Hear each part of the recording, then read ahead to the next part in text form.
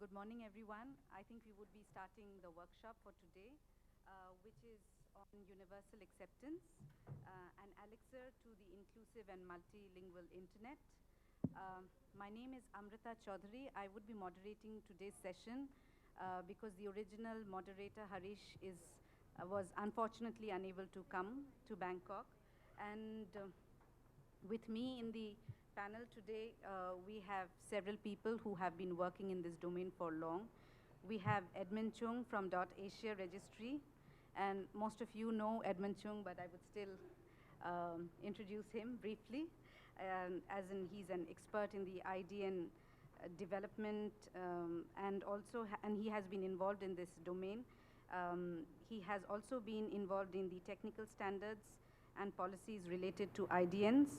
An inventor having many patents in various technologies for IDNs and email addresses on internet. We have Tanya Wonsoonum. I'm sorry if I've made some mistake in pronunciation. He's from the Thai Network Foundation, Information Center Foundation, which manages the .th and the Thai IDN. He also manages the Thai Email Address Internationalized System Development, the Training Technical Assistance, Policy Development, and Security Awareness. We have Jian Kang Yao, who is the Chief Architect on the IDN from the China Internet Network Information Center. He is also one of the Recovery Key shareholders, having the responsibility of keeping the key, one of the 7 which can reboot the internet, so he's an important person. And we have Ashish from India. He's the country head of corporate affairs of XGen Plus India. He's involved in liaisoning between the state governments and various other governments.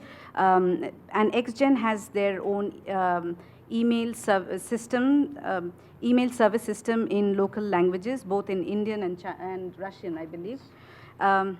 And Harish would be joining remotely. He is from the National Internet Exchange of India and has been involved in many of the IDN issues.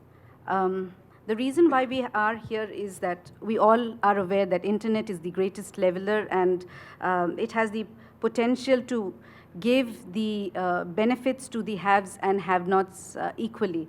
Unfortunately, most of the internet we use today is English, and more than half of the world whom we need to connect today are not English speaking, and that actually gave rise to the need to have local language domain names, email services, and that led to the growth of IDNs and CCTLDs and GTLDs in localized language.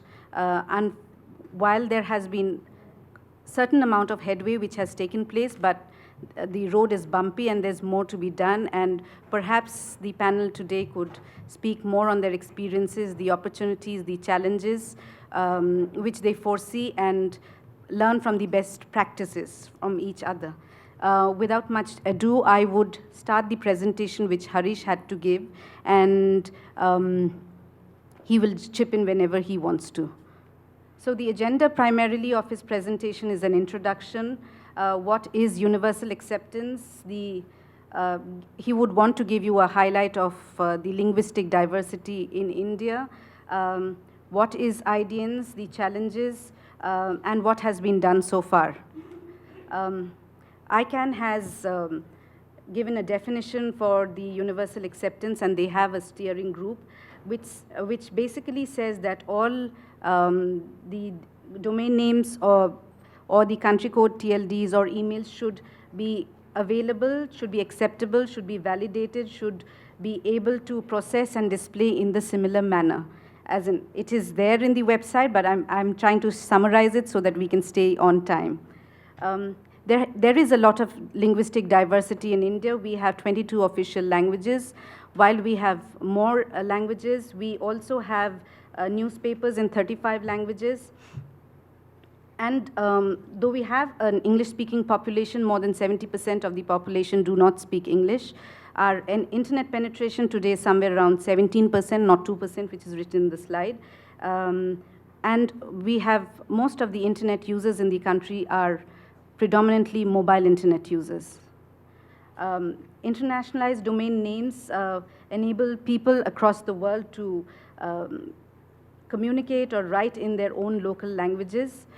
It could be in different languages such as Arabic, Chinese, Cyrillic, or Devanagari, and it is encoded by the Unicode standards and used as allowed by relevant IDN protocols, which have been set by IETF. Typically, IDNs are stored in the domain name system as ASCII strings using Punicode. I must apologize, I'm not a technical person. I look at it from the user perspective or policy perspective, so pardon me if I go somewhere wrong on the technical aspects. Certain emerging concepts, the importance of IDNs is basically to ensure that you reach the local, the people who speak local languages, and to have a multilingual internet ecosystem. This basic graph gives you some amount of information on the importance of having localized languages or the importance of IDNs, because most of the people do not speak English. For a user, it would mean the benefits of IDNs include that they do not need to use a US ASCII. User has a choice. It allows them to use domain names in local scripts. The CCTLDs and GTLDs in IDN supplemented with the internationalized email address is what the community needs. It creates creativity, innovation, gives choice to people. It also creates competition in the market. And there are new ways in which the users can, it allows localization and also a way of branding for companies. So the I in the internationalization of the internet means that the internet is equally accessible in all languages, and it is all about localized solutions. There have been challenges in the implementation of IDNs, and that's why we are here to discuss it. There is a lack of awareness. There is a lack of trust. The email support is not available and very limited to local languages. There are security issues. There are challenges in using the search engine optimization elements. There is an issue in interoperability and in terms of searching through the search engines. So IDNs without email address internationalization or EAI are a challenge because it would not allow people to use it in the way they would want it to be used. And there is a working group at IETF which is working on the email address EAI issue, and they have created a structure and framework for internationalized email addresses and have defined a particular SMTP extension to enable the use, which is of UTF-8 in the envelope address in local part, optionally in domain part of address, and in the mail headers. Unfortunately, there are challenges in the deployment. So there is a need which has been felt for multi-stakeholders to work together, not only the IDN groups, but the regional groups, as well as the information security groups, organizations such as ICANN, Internet Society, IETF, IAB, W3C, so that the issues, the challenges can be taken care of. Internet Architecture Board has a project which is called that I18N, and Harish, for whom I'm presenting, is one of the members in the coordinating the project. Internet Society also has a project called Deploy 360, which is providing real-world deployment information for key internet technologies, and they aim to bridge the gap between the IETF standards. ICANN also has a USG group, working group, which is working on this issue, and the primary objective is to help software developers and website owners understand how to update their systems and keep pace with an evolving domain name system. I think we have Harish on the remote. He's not there? Okay, okay. So we'll try to, I wanted Harish to actually speak more on what is happening on India and what he and his team is doing. In case we can connect with him, we'll have the updates from him, or else I would take it up at the end, if that's okay with everyone. Is he there?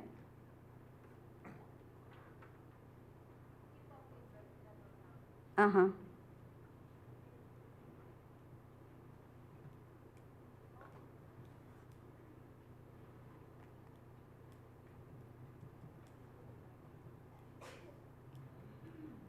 Or do we wait and we have the other speakers speaking and we come back to him? Would that be okay? Right. So if we can connect Harish later, I would like him to present on the other part. And we'd like to go to the next speaker, who is Ashish. And he would be speaking on the initiatives taken by his organization in providing emails in localized languages. Can we have his presentation, Ashish's? Yeah, sorry.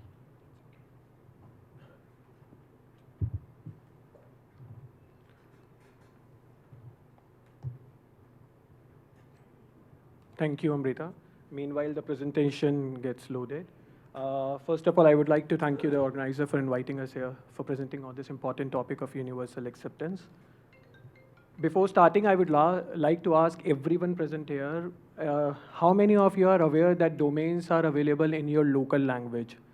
Just a show of hand, other than English. So I can say 10.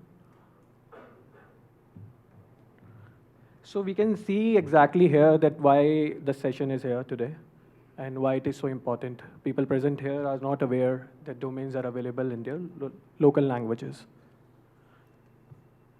So my presentation will focus on email address internalization and IDNs. And I hope at the end of it, you will be interested to have your email IDs in your own local language.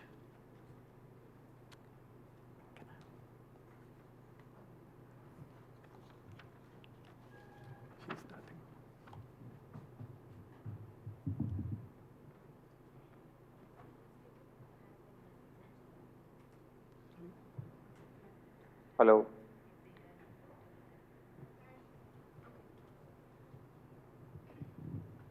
Harish, would you like to speak about the Indian initiatives?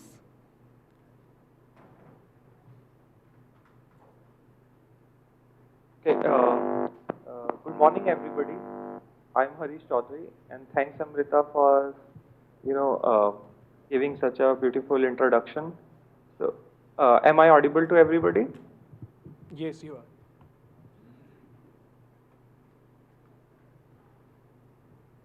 Okay, thanks. So in India, there are recent development regarding the IDNs, and basically in India we have 22 official languages, and now in 2014, NIXI launched 15 languages covering 7 scripts, and it was Devanagari scripts covering so many languages like Hindi, Bodo, Dogri, and then Gujarati, Manipuri, Tamil, Telugu, Punjabi, and Urdu. And for remaining 8 languages, they are delegated as a IDN CCTLD. That means internationalized domain name, country code, top level domain. Other 8 languages in the month of June. So now India has 16 CCTLDs with 15 IDN CCTLDs. So that means we have 15 CCTLDs in local languages covering 22 languages, so that Indian population in the light of digital India can connect to the digital world through the in their local languages. And NIXI provided more than 1 lakh IDN CCTLD to be distributed free with .in domain. That means if you are buying .in domain, you are getting .bharat, that is IDN CCTLD for India in different languages for free. And now there are over 27,000 domains present in India in IDN CCTLD. numbers are low, but they are keep on going. Apart from that, we have developed Indus keyboard for smartphones so that people could type in their you so that they can use domain names in their own languages. They can provide input in their own languages. We have in India there are a brand called Micromax, which launched mobile phones which supports 12 Indian languages, and there are also smartphones in India which runs on Indus OS, and they support so many languages. In the same way, there is also mobile phones like Intex, which are supporting 21 Indian languages, including Assamese, Bengali, Tamil, Punjabi, Gujarati, and there is only known EAI service provider in India is XGen Plus, and I think Mr. Ashish will give more light on it. And Rediff Mail is also in the process of developing EAI services. So why I am describing this? Because this issue is very important for connecting next billion population to the internet, and 500 million out of 1 billion are from India and Asia Pacific region, and more than 500 million are from Asia Pacific region, and it's very important for our region to provide the solution, and it very useful, which is universal XM. The concept is very useful for treating all the domain names equally on the digital world. So that is what is not happening right now, and we have to look into this issue very seriously, because this is again a form of digital divide in the future. So is Government of India is aware of the issue of universal acceptance? Yes, they are aware of issue, and we have done so many roundtable consultations, and we have invited Microsoft, Yahoo, Google, and everybody to understand what is the issue, and then what are the meeting outcomes. They said publishers need to be made aware about the use of Unicode compliant font, and then how to resolve lack of trust among registrars and registrants for IDNs. And then we have done meeting in July, and at the time of the meeting, most of the common browsers were displaying IDN URL in Hindi properly without any effort or by changing the language setting on the system. But now, with the recent development of HTML 5.2 specifications, there could be issue that the local part would not be displayed in the Unicode format. So this could be again the issue, and I believe that our community should engage with W3C on this issue, and we have to provide the inputs. I think Mr. Edmund Chung would describe more on it, and we all are discussing this issue in UASG working group. We have also done one meeting in August with the email service providers, and industry positively responded. XGen Plus and Rediff, they responded. Some views include how to promote Unicode standard for contents on website, and how to adequately protect IDN-based email IDs from phishing and spoofing. That is again a big issue, because there is so many reports on phishing and spoofing through the IDN domains. So what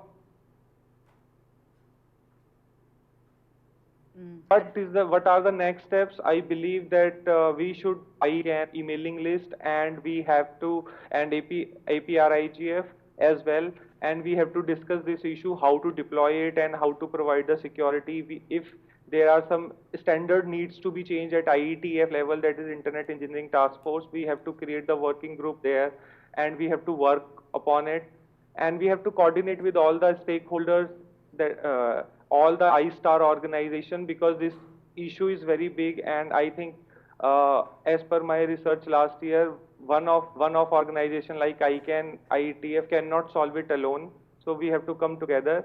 And finally, by making all systems interoperable, universal acceptance provide a gateway to the next billion internet users, as it enables government and societies to better serve their communities through the use of an increasing number of new domains, including non-Latin based language specific domain name in local parts. So that's why it is very important for us, and I hope we may solve this issue together. Thanks. This is all from my side today. Thank you, Harish. One question in case you drop out. You've mentioned that you've been, various NIXI users have been given internationalized domain names. Have you done any kind of survey to see how many have actually used it, or what are the issues they've faced? Hello. Did you hear my question, or should I repeat it?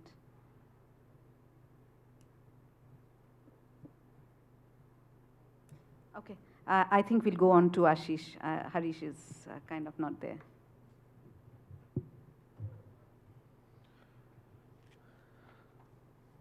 Hello. Yeah, Harish, we can hear you. If you can respond, or that would be great. In case you're having difficulties. Yes, I can respond.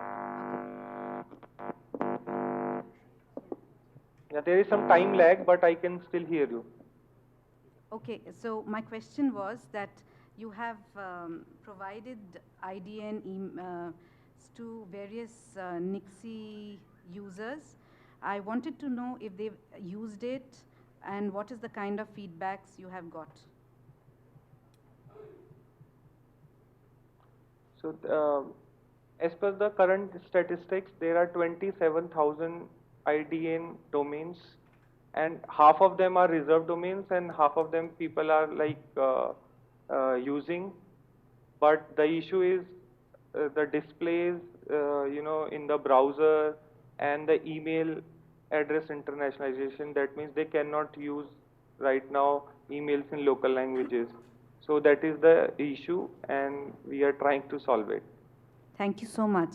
If you can be online, it's great. We'll have Ashish speaking now. At the end, there might be some questions from you, for you. Sure. Thank you, Harish. So I'll start with my presentation. So in the slide, you can see, I'll just explain briefly about domains. So you can see in the end, which is called top level domain, then followed by second level and the third level. What is a domain name system basically? In a simple language, it is used to find people on internet. You can say internet addresses. So every computer on internet has a unique number, like a postal address. We call it as IP address. IP stands for Internet Protocol. So it is difficult to remember. That's what, therefore instead of numbers, DNS uses letters, hyphens, numbers to make it more easier to remember. We have domains like country code top level domains, which is called CCTLDs, and generic top level domains, which is DLTDs. So a two-letter TLD is basically reserved for a country, for example, .br for Brazil, and more than two are general level like .com, .org. So since 2006, the domain name system has expanded dramatically, not even fueling competition, choice, and innovation, but truly enabling a multilingual internet. There are now more than 1,500 top-level domains, many of which are longer than the traditional 2 and 3 characters. Example, .com, .edu, .in, and .org, or are in non-ASCII-based scripts such as Devanagari, Bangla, Tamil, Urdu, and more. Harish's presentation has already spoken about it, but briefly talking about IDN history, since there for last 17 years, and first IDN was made available in 2010, and India adopted in 2014. So now this slide shows you domain versus IDN. So you can see domain until late 2009, top level domains were restricted only to the Latin letters A to Z, without accents or symbols. And after 2009, IDN TLDs were introduced in other scripts, including Arabic, Chinese, and Cyrillic scripts. You can see it there. So .org, .com, .uk were there earlier now, but we have options in Arabic, China, and Russian. There is a huge opportunity lies. As Amrita also spoke, that there are in India only 70%, you can see only 30% speaks English. Around, if I talk about globally, 40% of the world population has an internet connection today. 1995, it was less than 1%. The number of internet users has increased tenfold from 1999 to 2013. And the first billion was reached in 2005, second billion in 2010, and the third billion in 2014. So you can see how much the opportunity lies it here. 2020, it is expected more than 5 billion. As Harish told, Action is working in India on IDNs and email IDs in regional languages. Here is some examples. We have 22 official languages. What you are seeing here is the email ID which we are offering in local languages or regional languages of India. Some examples in Hindi, Punjabi, Gujarati, Tamil, Telugu. They have domain name, as Harish told, .bharat. So .bharat is provided by Nixie, as he told, free of cost to everyone. And this is what we are promoting in India and expanding it. So people can have, those who does not understand English, they can have email IDs in these languages, whichever they are comfortable in India. If we talk about internationalization, we are there in Chinese, Arabic, and Russian also. We are also working with Russia with this .noita, and we have launched a few years back in Russia this project. For characters, if I talk about, they're ASCII 256 characters, but under UTF-8, there is now no limitation of the characters. What an email should have, all the major components are available with our services: webmail, IMAP, POP, SMTP, your calendar, anti-spam, search, storage, everything comes under it. So there are a lot of global challenges. As Harish was also talking about, there are a lot of challenges we are still facing in India as well as outside India also. Just a few examples how it would work. For example, iOS mail clients still not support AI configuration. Major email services are still not UA ready. Social medias are not supporting it. You need your Gmail account to log in into your Facebook or any other. There is no other feature of any regional email IDs which you can log in into. So we have to, we are still facing these challenges and we have to overcome all this. Then only we can go ahead with this project. Punicode, it was again mentioned, Amrita has already briefed it, but I'll just again tell you, it's a way to represent Unicode within the limited character subset of ASCII used for internet host names. So using Punicode, host name containing the Unicode characters are transcoded to a subset of ASCII consisting of letters, digits, and hyphen. And as you can see in the presentation, it's a way to represent international domain names, IDNs. So example is, in IDN, you write data.bharat, wherever in Punicode, it will be look like this. So there are hyphens, symbols mentioned in it. So now you can have email IDs with symbols also. You can see, you can have heart symbol. For one girlfriend, if there are two, you can have two hearts. So you have a lot of options now available in, in this email system. For contact us, you have seen many times people have mentioned this in their presentation, the handwriting. But now you can have actual email ID with this symbols. We all are talking about universal acceptance. So I'll take a little time about this. What is it? A concept that all domain names should be treated equally in a very simple language.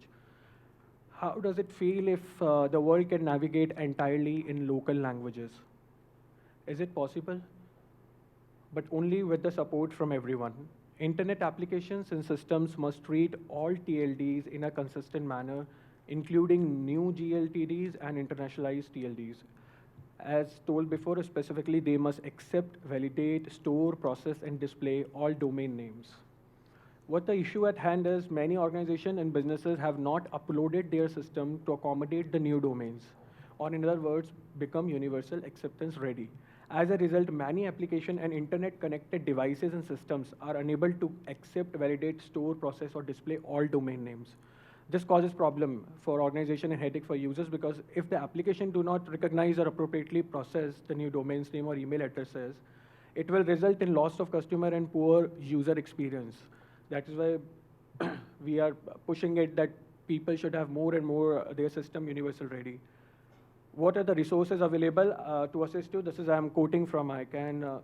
To address this issue and provide support, stakeholders and industry leaders such as Apple, GoDaddy, Google, ICANN, Microsoft, VeriSign, NextGen Plus, which they have said. Parties in the Universal Acceptance Steering Group, The UASG exists to help organization ensure their systems are UA ready and able to accept all domain names and email addresses in any valid script. So these are the companies that are supporting global support, the email ID, Gmail, Yandex, Postfix, Hotmail, Yahoo, Chrome, Edge, and Firefox. So if I send it from Hindi email ID from XGen Plus to Gmail, it will display. So it is supporting it. As I told you before, there are now emojis also available, just for 4 more varieties in email address.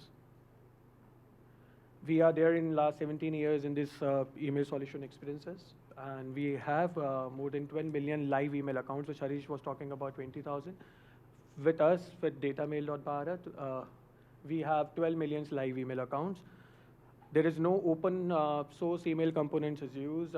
100% control over the solution customized, and it is the India's largest email service provider. You can try it on our, from Google or Android, you can download it, our app, and you can have your free email ID in your language registered on Data Mail app. Thank you. That's from my side. Thank you, Ashish, for keeping time. We'll have the question answers after all the presenters present, so you can share your experiences, comments, or queries. Next, we have Tanya, who would be presenting his .th experience. Thank you.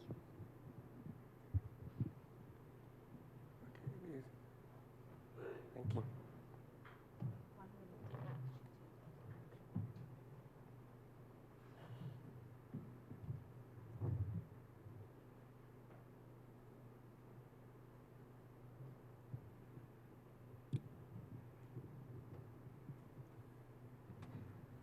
Okay. Good morning, everyone.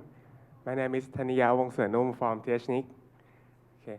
I come here to talk about Thai IDN and EAI update. This is some statistics data about Thailand internet penetration, domain names, and EAI account. We have about 39% of penetration rate with 43 million Thailand internet users. In June 2017, we have about 66,000 of .th domain and about 18,000 of .thai domain, our IDN. We already launched our EAI service in June 2016. We have 845 accounts, include 4 types of EAI accounts. First is come from free service that we provide for our customer who have .th and also .thai domain name for free 1 account. Second is come from commercial service that our customer can buy an additional account. Third is come from from THMail migration to EAI service. And fourth is come from Kon.Thai.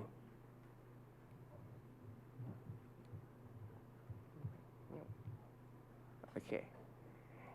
This is a Thai EAI and IDN timeline. In 2004, we launched IDN.th, and so we also developed, practice, learn, and so on. Until 2011, we launched IDN.Thai. That is our Thai IDN for the first time. This year, we launched EAI service, code system enterprise version. We launched Kon.Thai EAI service. You can use EAI in Thai domain at Kon.Thai. And we provide THMail migration to EAI service for our customers who want to migrate their own email system that does not support EAI service. This year, THNIC do a huge thing for push IDN and EAI forward to make an EAI and IDN awareness. Internet can connect everyone without languages limitation. So, what is a languages limitation? Why we need an EAI IDN. This is as an example problem that we show you. This is a ไข่ problem.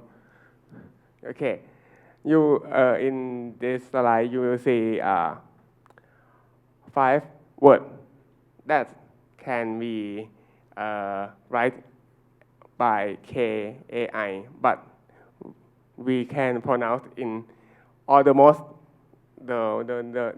word is ไข่ but in Thai people we can call ไข่ไก่ that is a different word. So this is a most common problem for Thai people to want to communicate with foreign people. There's another example. This is a communication problem. From the picture, you will see the misspelling problem between two persons who want to communicate by the phone. There are more similar pronouns, some English character like P, L, or T. It's hard to listening what you want to talk to. Yeah.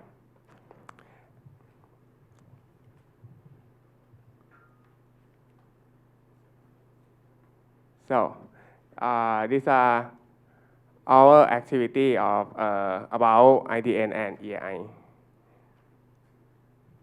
Okay.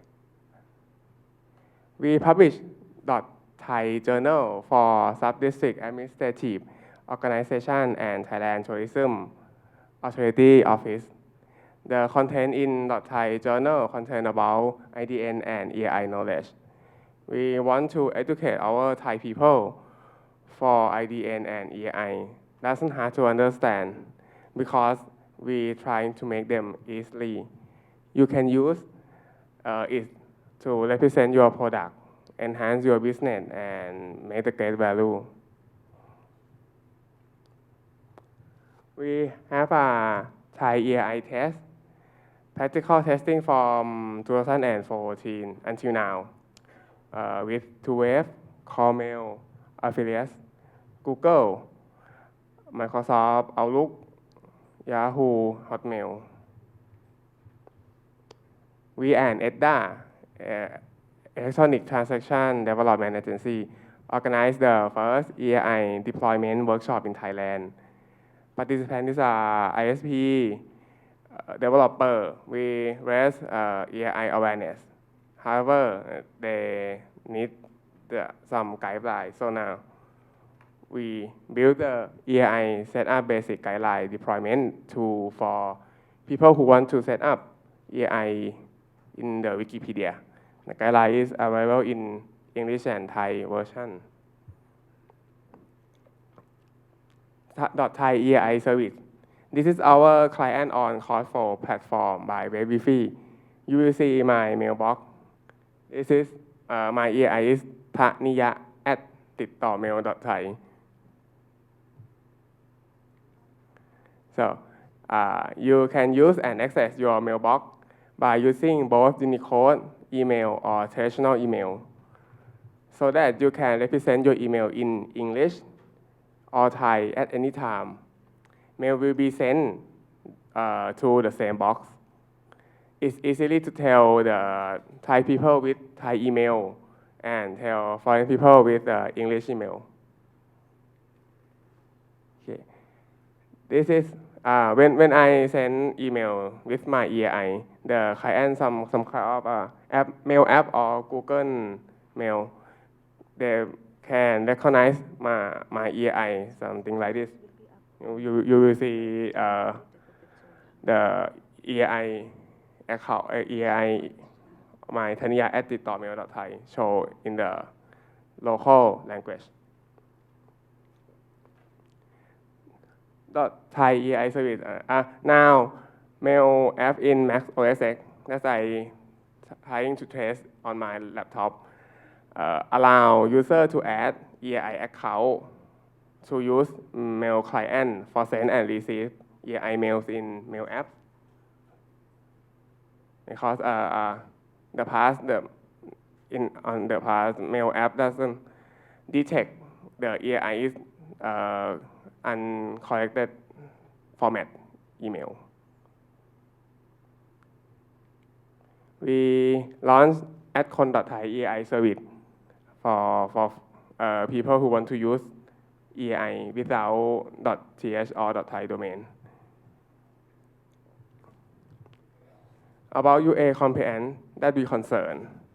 So now our company THNIC support AI to register our website or service platform. You will see these are our domain management system that we support Thai people who have EI to register account.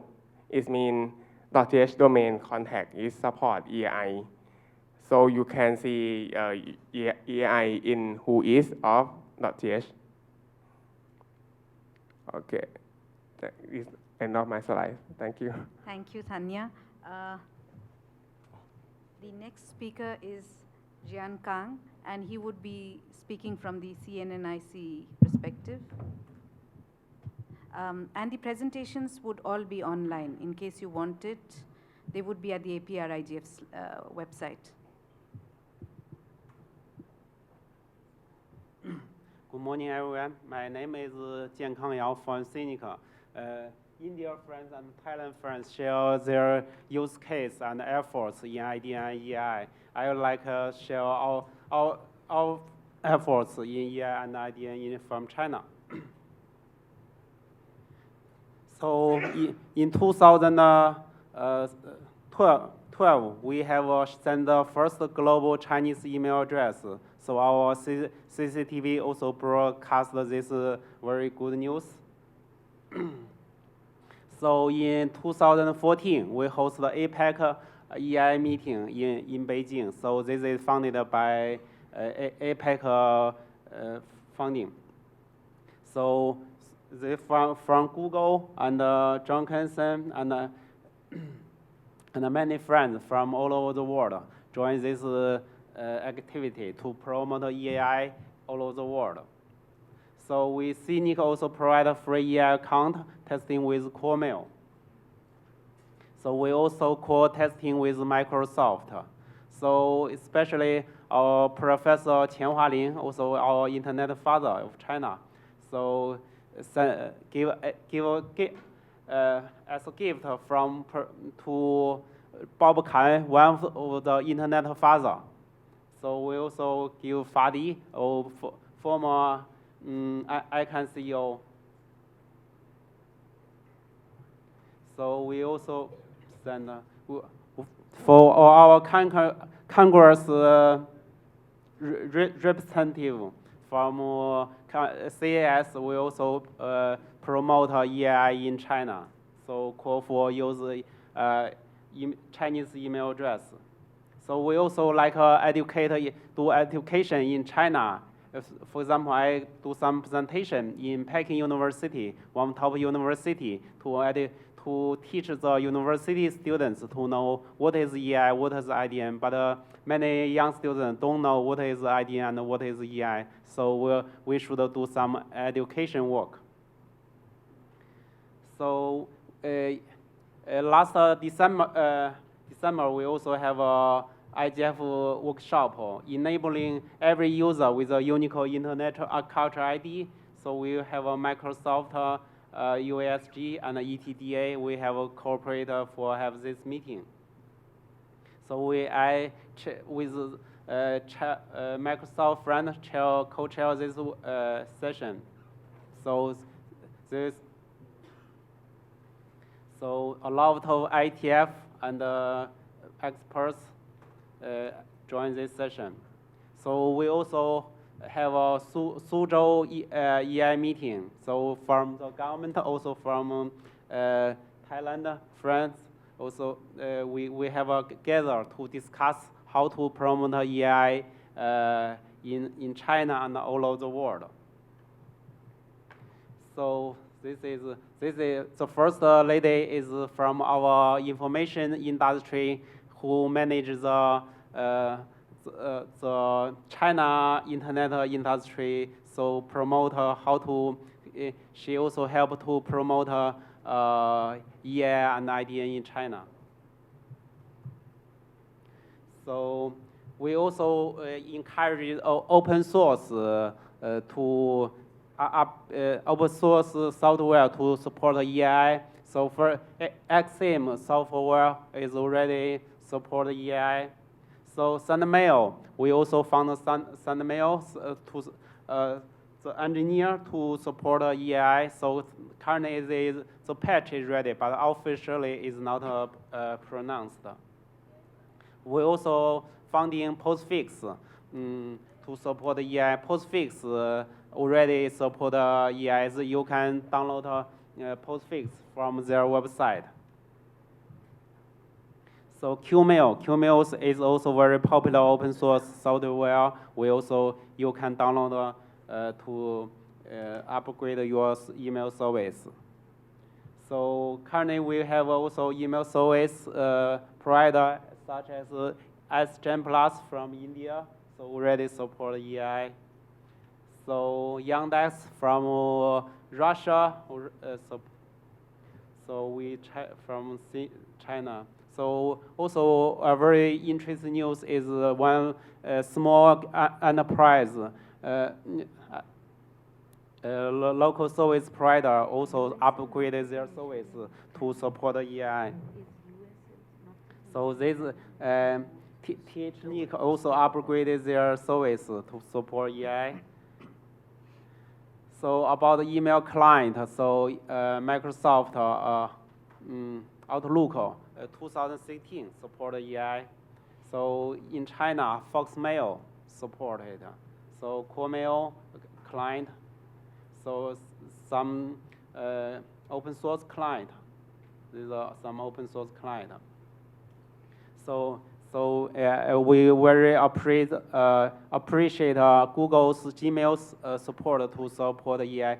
Gmail is one of the first big email service providers to support EI. I think his CTO said after supporting EI, he said if the EI deployment and EI technology is a mountain, we need Google and Gmail would like to be the first one who to climb these high mountains. So this is a high technology company. I appreciate their efforts. Thank you.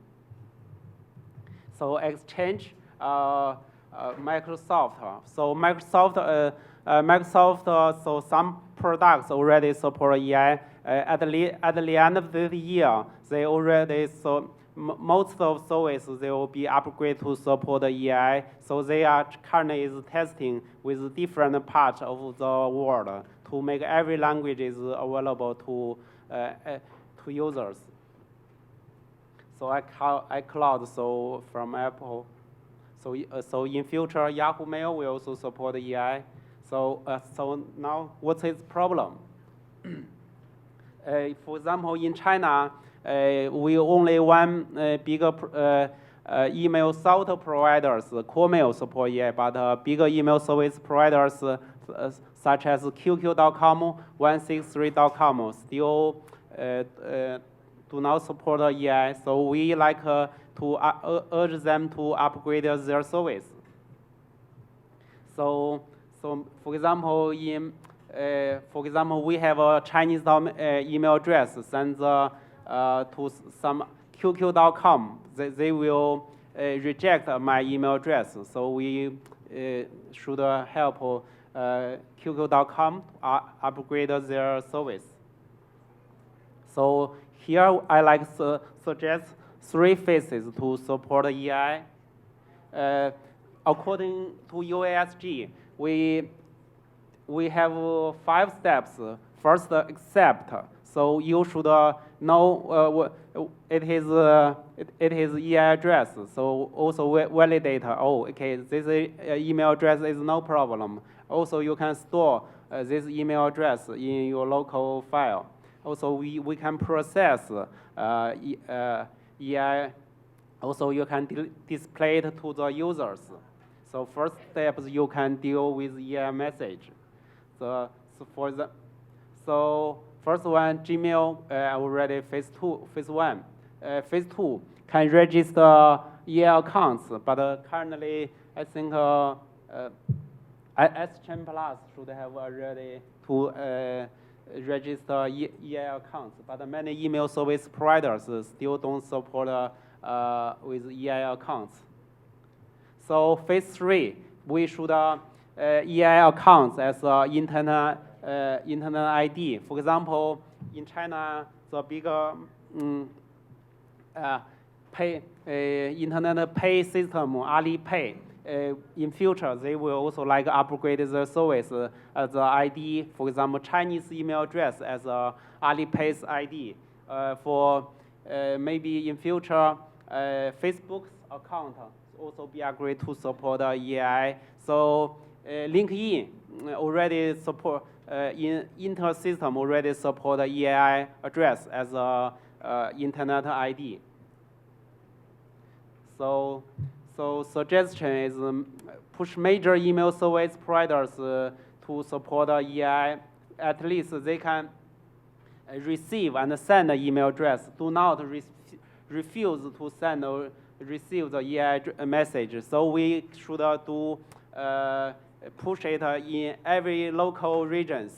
So because every region have a different email service providers. The global email service providers will support EI soon, but the local may be slowly. So we should do some efforts to push them. So we also like provide a guideline and a demo for setting up open source email systems. Then maybe this will cancel from efforts from USG, APTLD, ICANN, so we should do something to help them, maybe APrIGF to support some open source management. So thank you for your kind attention. That's all. Thank you. Thank you, Jiankan. We have Edmund, the showstopper now. Hope I don't stop the show. Good morning, Edmund Chung here, and it's very good always to talk about IDNs. Those who know me know that I've been talking about it for years, and it's very interesting. Earlier on, Ashish was asking the audience how many had heard of IDNs.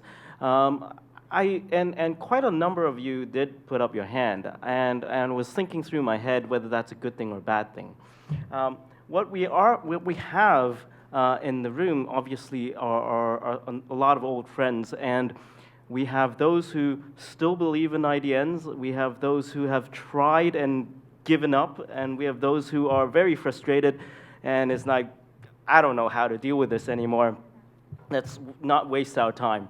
But I think this is very, I personally, obviously, sitting here, and also don't forget the next session I was sitting right here again talking about exactly, well, not exactly the same thing, but the same topic. One of the things that putting it in perspective is that the DNS was actually invented or put in place in 1983. That's 34 years ago. IDNs were introduced, or at least the concept were introduced in 1999. And if you take 2000, let's say, as the date, that's 17 years. We are halfway, where actually the existence of the DNS and the existence of IDNs, has been 50% of the existence of the DNS itself. So why aren't we still, what's the problem? Why are we still talking about this? Well, not all is lost, and depending on how you see it, maybe it is 50% of the internet. We have Google, we have Apple, we have Microsoft, all the big three supporting IDNs at this point, and EAI. Are we 50% of the internet yet? Probably not. I could guess most people would argue not yet. But that brings me to one of the things that Jiankang mentioned, mountain, and that brings me to an interesting parable, a Chinese parable, is about a foolish old man trying to move the mountains. So this foolish old man is, taking up a spade and going to the mountain and digging, and people asking, why are you digging the mountain? You know, oh, I'm trying to move the whole mountain because this is blocking my way to the market. And it was like, yeah, you're never going to be able to move a mountain by yourself. But the foolish old man responded saying, hey, but I have my kids, and my kids' kids, and my kids' kids' kids. So eventually, the mountain will be moved. Well, obviously, I hope that my kids will have IDNs by their time. But the point about the parable, a lot of people forget, even Chinese community forget, is that the parable ends with not the old man's kids moving the mountain. In fact, the old man actually moved the gods. The gods came in, 2 giants moved the mountain in the old man's life. So we are waiting for those giants. We're waiting for, and in the world of internet, I think that is the crowd. The biggest problem right now is the end users do not know that there is this option. The end users are not demanding this service. The average end user doesn't even know that they can use their own language in their domain names.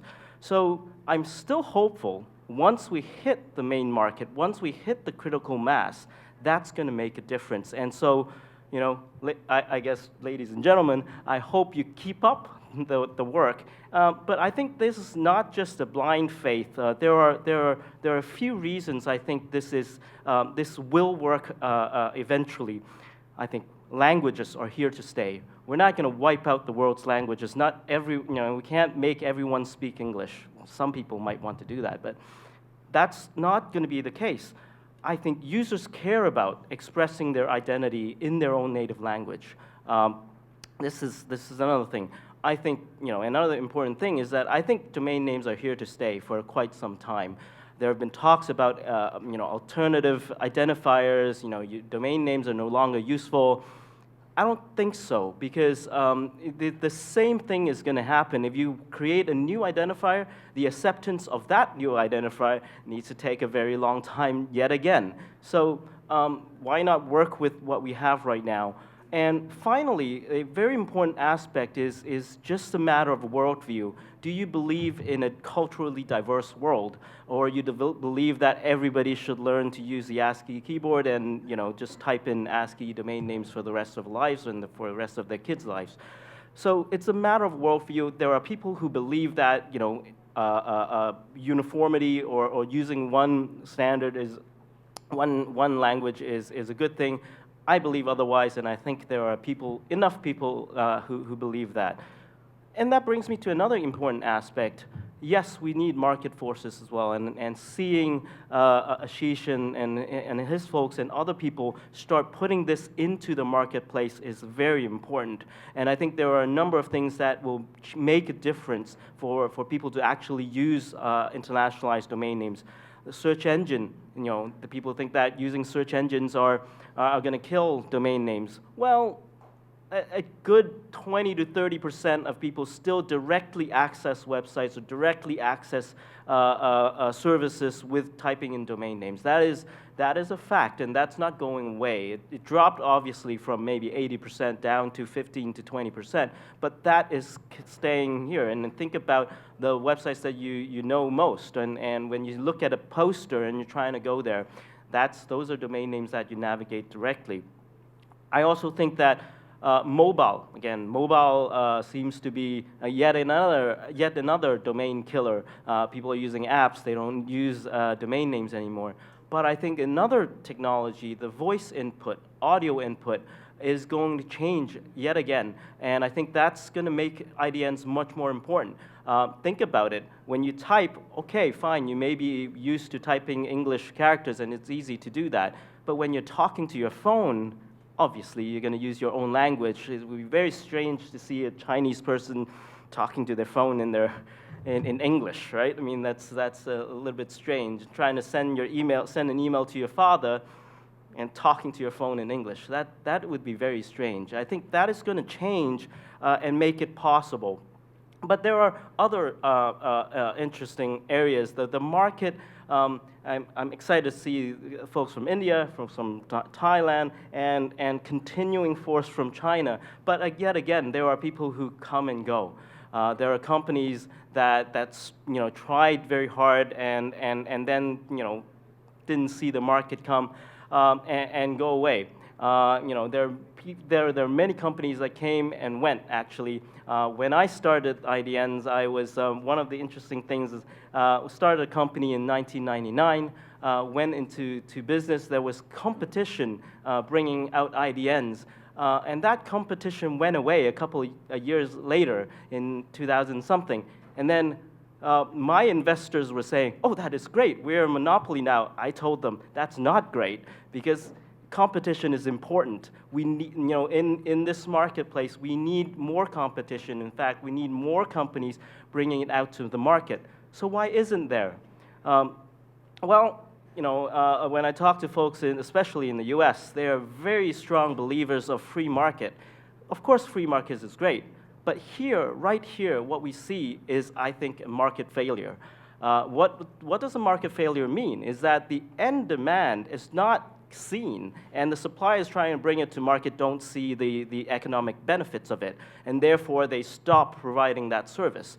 So one of the interesting things about economic theory is that when there is market failure, what should happen? When there's a market failure, I think that's when the government should come in. That's when policy can make a difference. And that's when the government should take a lead, and when policy should take a lead. And I see people forming a line, and that's a great thing. So I'll wrap up. Basically, the main message is, yes, we've been at it for a long time. I think not all is lost. We are gaining momentum, but we need the crowd behind us. We got to get out there, and we got to be able to touch the end customer for this to eventually work. So I think I'll end with this, that all of those who have been with me on this 17 years, I hope we're not all old fools, and don't give up on this. And one day, I think our kids, or our kids' kids, I don't know, hopefully it's earlier, won't even remember this fight. And that's when we know we have succeeded. They won't even remember there was a time in the history of the internet that you can't use your own name as email address, or can't use your own native language in domain names. That is when this cause will be fully realized. And I think again, back to don't give up. Thank you. Yes, we are now open for questions. Please, tell your name, and if you have suggestions, questions, queries, whatever.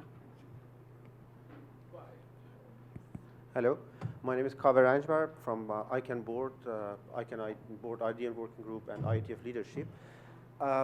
So thank you. The mic's not on. Okay. Or the volume is low. I think, yeah. Yes. So thank you for the presentations. And one thing I wanted to point out, because in the spirit of IGF, we should look into the policy, I think, mostly.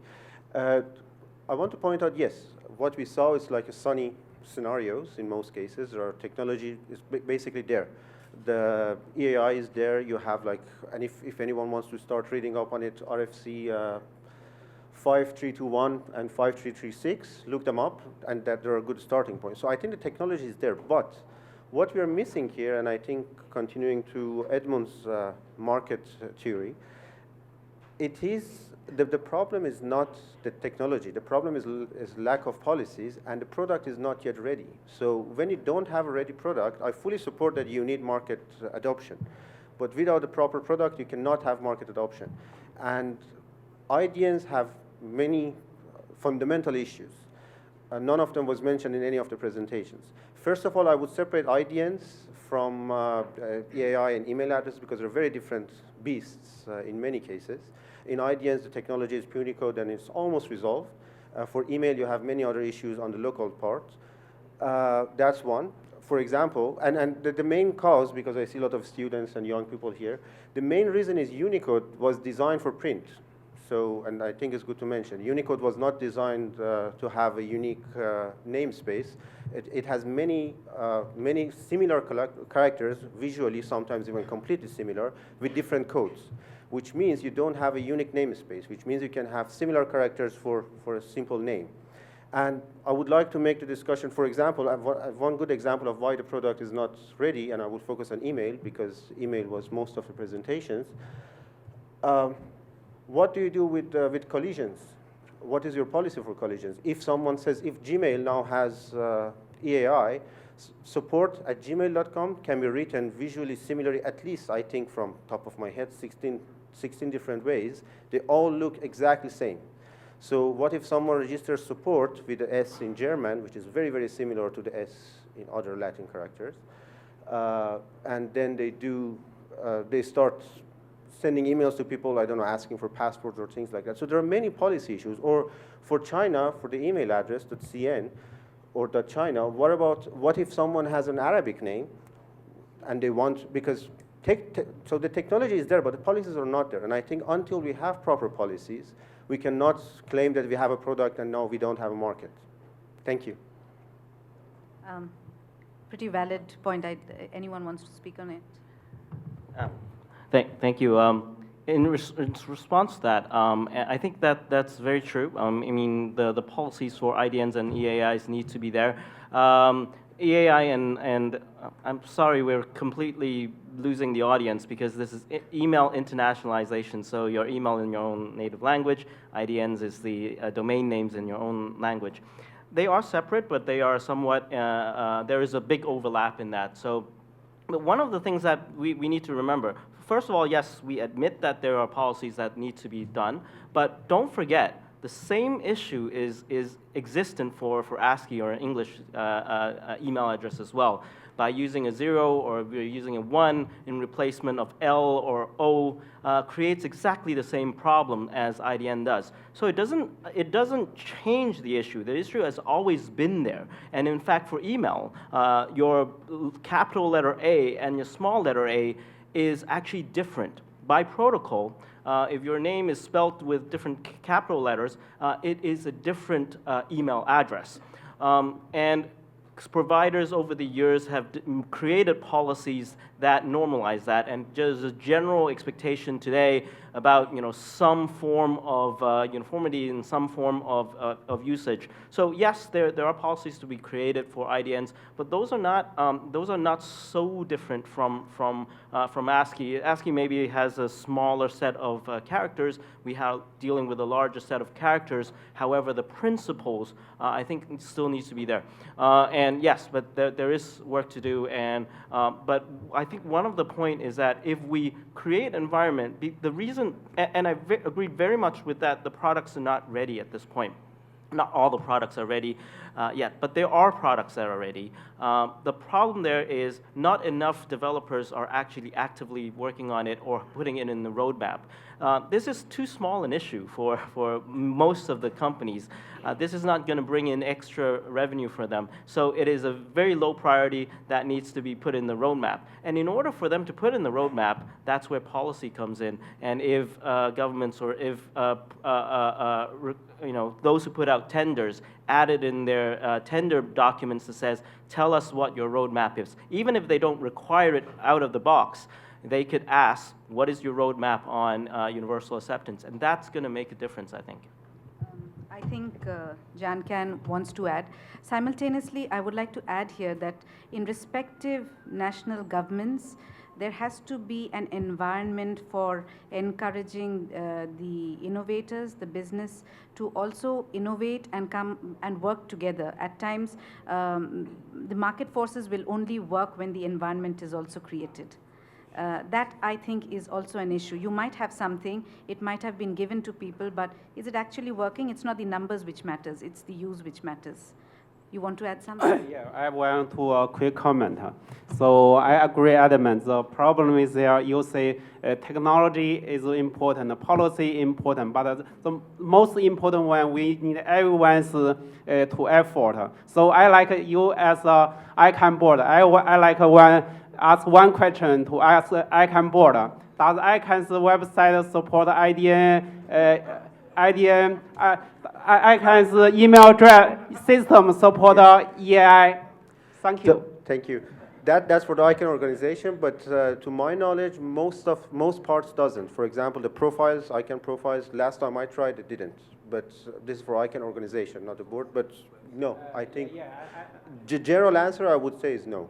Yeah, I see. So if they are not ready, you as ICANN board push them to do so. Thank you so much. The next question, please.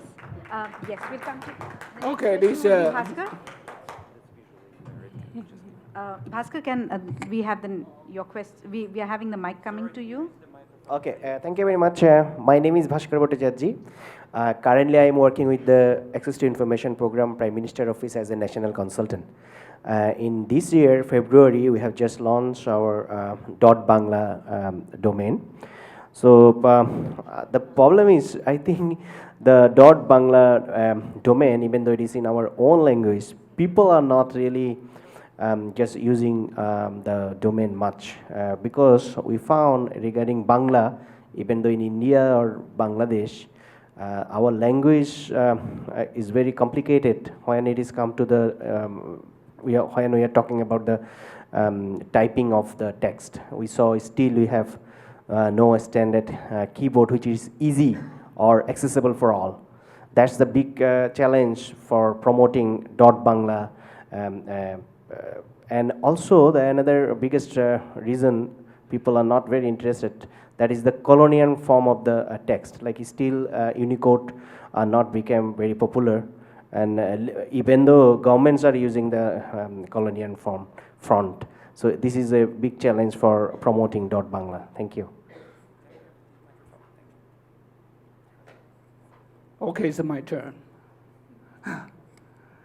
I'm the retired ICANN board, so I can answer your question there. You know, the IDN or EAI actually cannot be done by ICANN alone. Of course, ICANN is one of the institutions have to push that. And you know that ICANN do a lot in the past many years.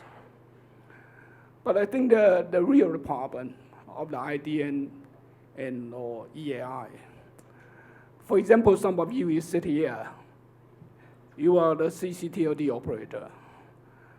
I think you have more information than we do. How many of the IDN query to your DNS compared with the regular ASCII? I think if that is the data, the index can be showing to the public to let us know if this is growing or not. So we know how much we can put the effort in there.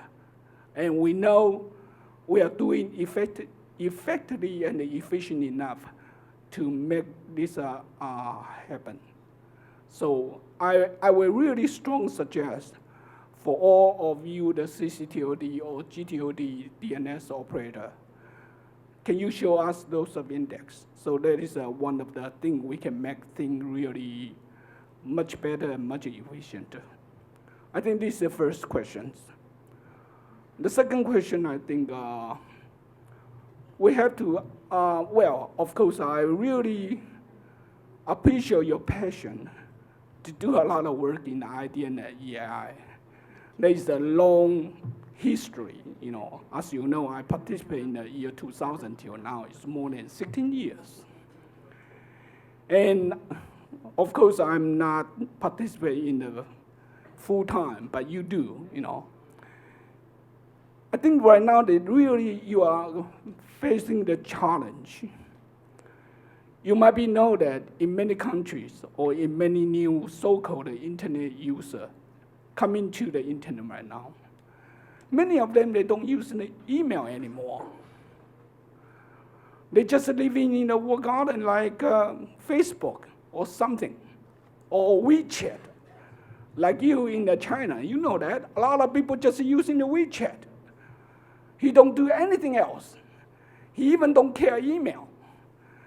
So I mean that is we have to recognize what is market-driven, is all market development in the futures.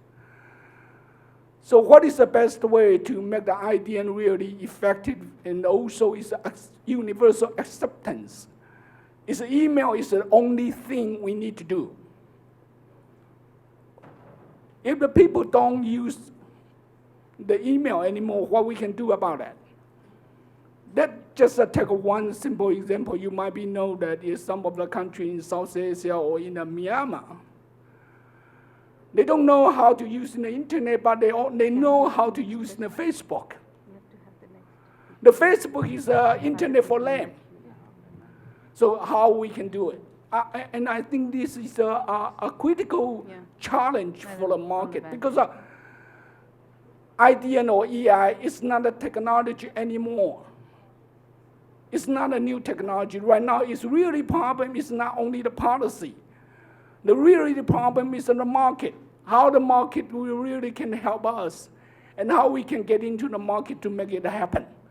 So remember, when we're talking about a universal acceptance, it's not only technology, not only talking about the policy, how we can get into the market. And market is not decided by policy, it's not decided by technology. We see a lot of wonderful technology fail in the market. We see a lot of policy doesn't work. So I will strongly suggest your patient can move into the market to understand how we can make market really happen instead of just sticking into a very few area and maybe this area is no more important. Thank you.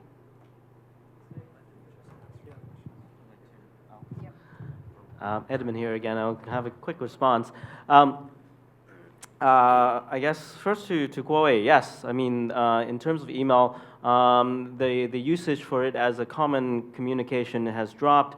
But I think in general, I mean, focusing on IDNs, the domain names and identifiers in native language, I think that is something we need to think through because if we have a unique identifier, regardless of whether it's an email address or a domain name, we need the same types of policies for the confusions that were talked about. There are issues with Unicode and how we deal with it. The same process. So I think going through this process doesn't. The effort is not going to be lost. That's one thing. The other thing is walled garden. Yes, we are today in a lot of walled gardens, just like in the days of AOL. Those of you who still remember American Online, there used to be some keywords, right? I mean, that was the walled garden. Do we believe in a walled garden world? Who knows? Maybe in the future, the walled garden will be broken apart and we can see better use again. So finally, one important point. I do agree very much that the market force is important, but I also truly believe after a few years that we have a market failure here. And if people understand market failure, when there's market failure, there is a set of policies that can help it. And I don't think the cultural diversity should be gone away. And this is one of those things that require forces beyond the market to help it get started. And that's, I think, an important point. I make it very short to your answer.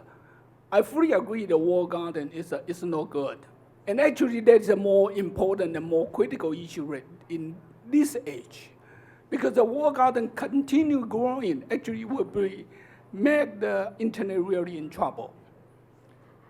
It's nice to see a young face in the crowd to share his views. Yeah, that's that. It's just the comment remote? from the remote speakers. Okay. Harnish, he wants to comment about, but Google doesn't provide to register email ID in the local languages. The question is to Jian. And the another question from the remote participant, universal.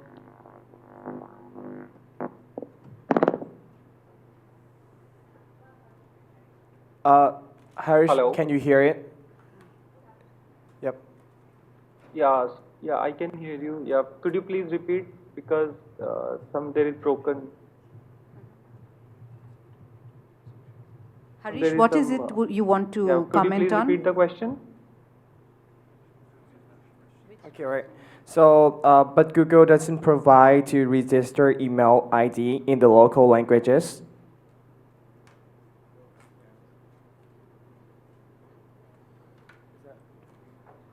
Sorry, not able to hear.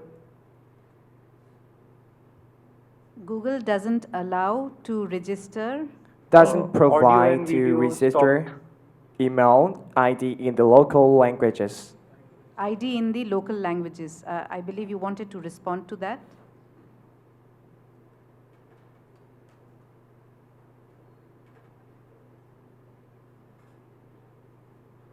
Um,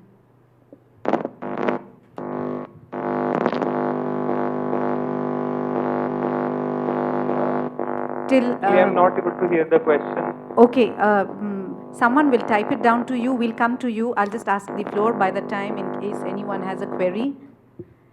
Yes. Come to the. Hello. Visharad, come to the line if you would, please. You would be the second one after. Okay, Wanawit from Thai government. So, Hello. Hello. I'm not giving up. I'm not frustrated. But the Hello. issues, the, Harish, issue- just wait. We have 2 more queries and we'll come to you. the issues that we face in terms of marketing, and I also support Edmonds that the policy require. One of the biggest market is on, because the EAI is not only used for email, it's used as the identifier, especially in the digital certificates, the subject alternative names. And most of the government officers do not have the English name to spell. No intricate control. The department names, the OU, ETA have conduct the active directories, works around that, and it's totally a mess there. We try to use the EI in other aspects.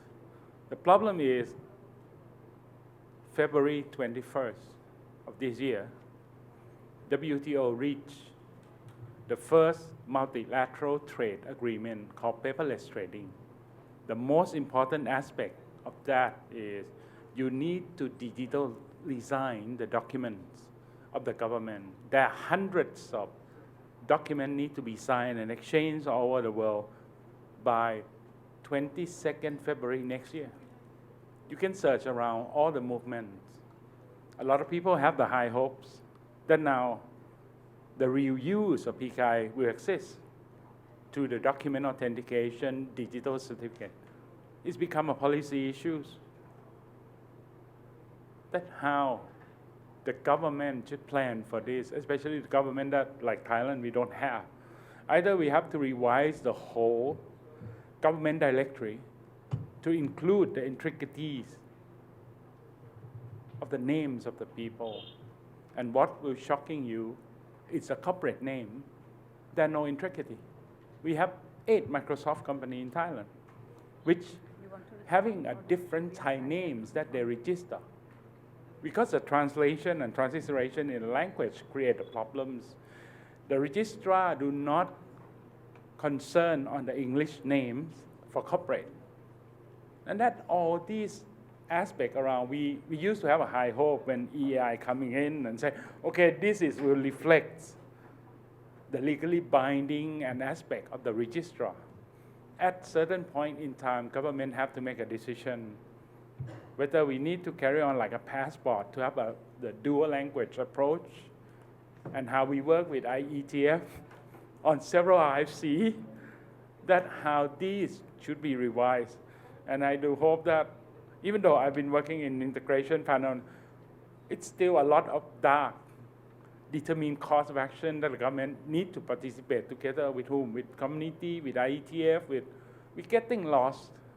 Even though it is our own problem and we need a lot of advice, and I do hope that USG, if you could coming up with the advice that what should be done to achieve that, that would be a lot of help for the government to coming up with an appropriate public policy standpoint. Thank you. Thank you. We just have 5 minutes to wind up, so can we have the questions?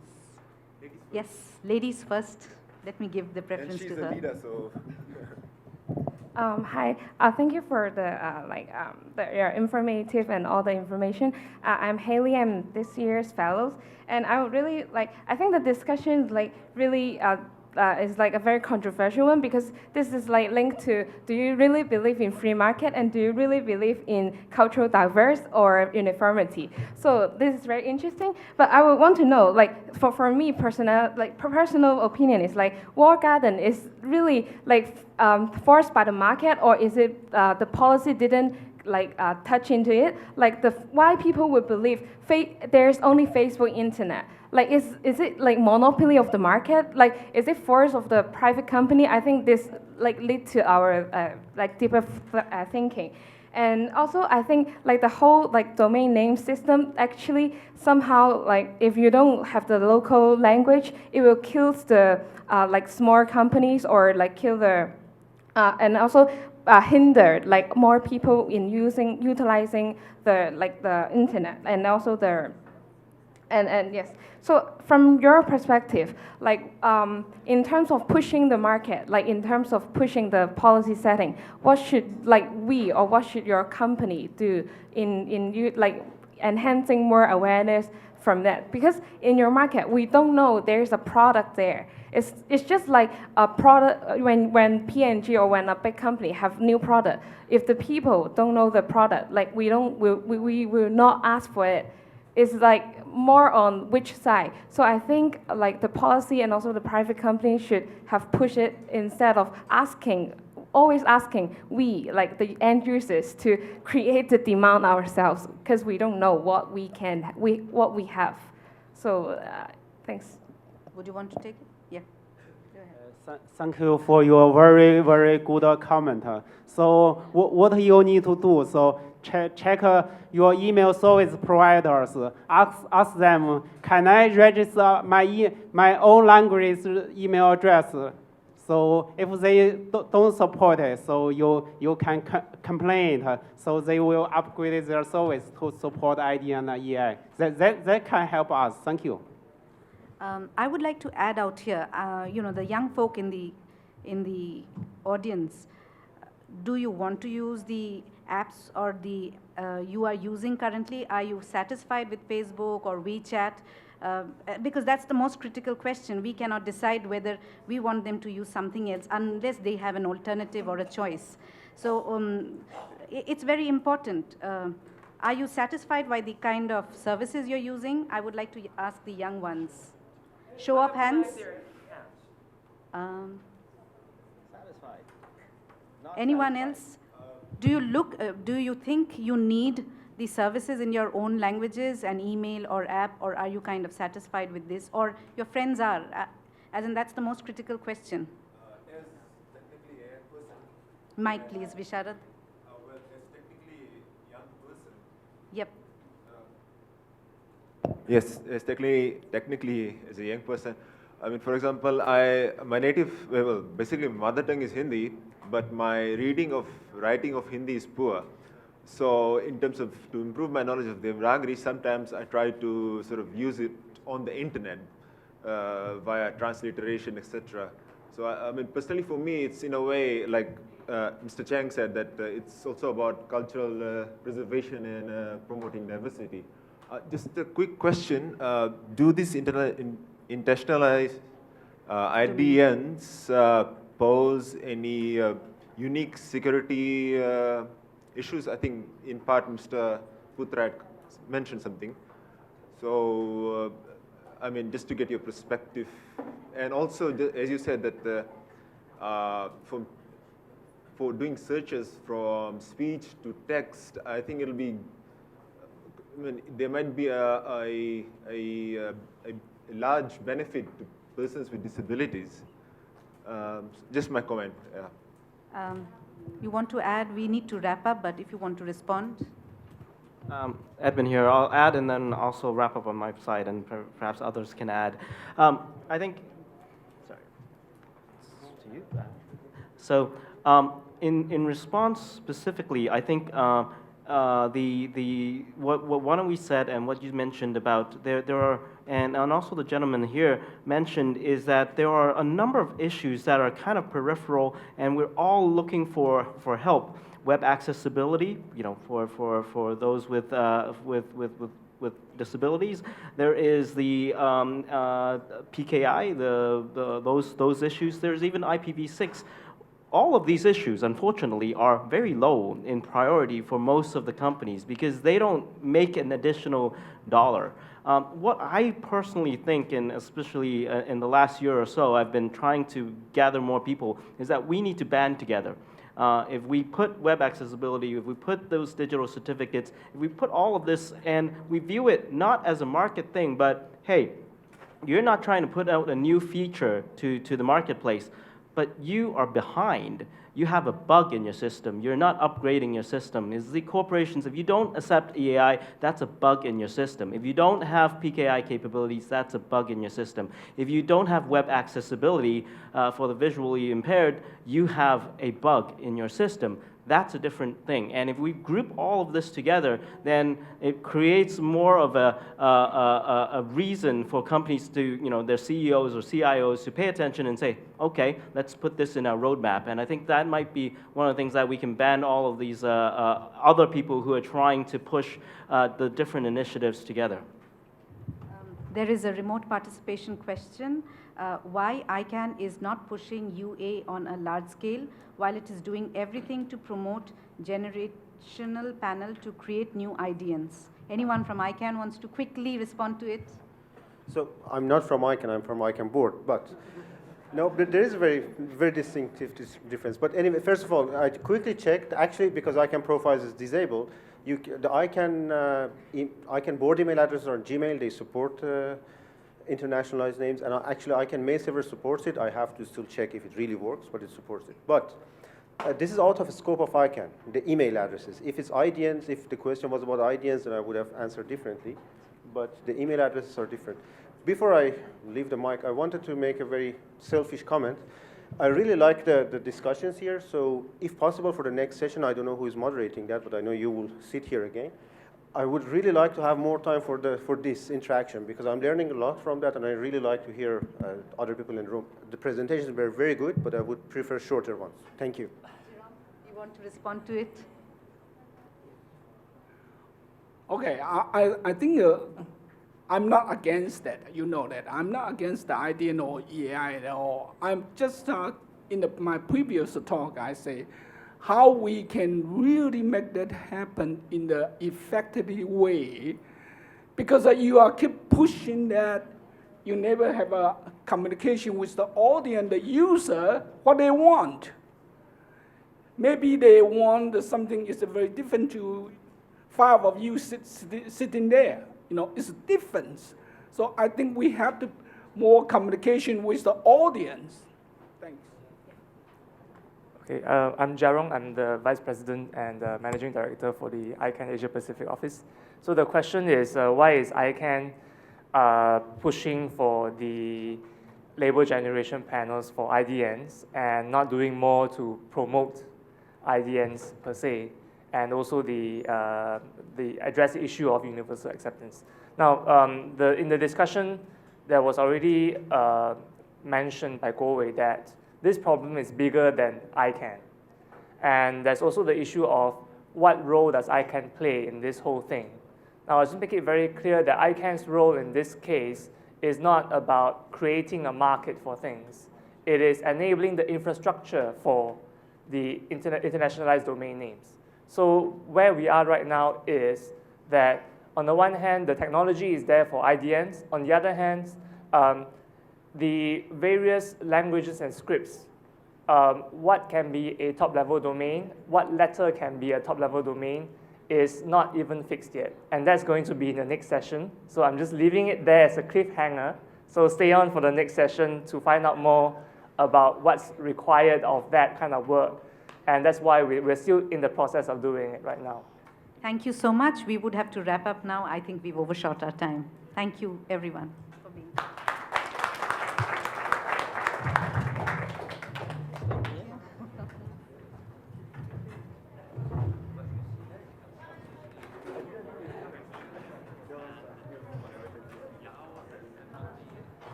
Mine was very short.